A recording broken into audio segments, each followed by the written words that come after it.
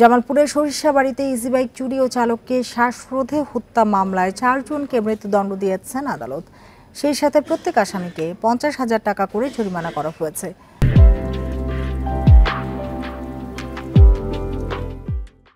দুপুরে অতিরিক্ত জেলা ও দারা জজ 2 আদালতের বিচারক আনোয়ার সাদাত এ রায় ঘোষণা করেন। রাষ্ট্রপক্ষের আইনজীবী জানায়, 2016 সালে সরিষাবাড়িতে ইজি বাইক চুরির পর চালক লাইজু মিয়াকে শ্বাসরোধ করে হত্যা করে আসামিরা।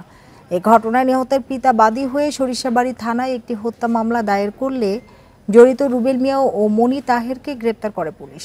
সাক্ষ্য গ্রহণ শেষে 4 জনকে যাবজ্জীবন কারাদণ্ড দেয় আদালত। এদিকে রাজশাহীর চারঘাটে ভ্যান চালক জালাল উদ্দিন হত্যা মামলায় 3 আসামিকে যাবজ্জীবন কারাদণ্ড দিয়েছে আদালত।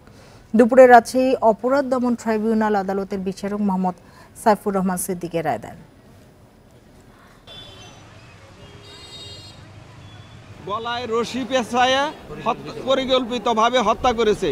তারা 164 ধারা জবানবন্দি অনুযায়ী তারা স্বীকার করেছে। তে আমরা প্রমাণ করতে সমর্থ হয়েছি। এখানে 4 জনকে মৃত্যুদণ্ড দিয়েছে।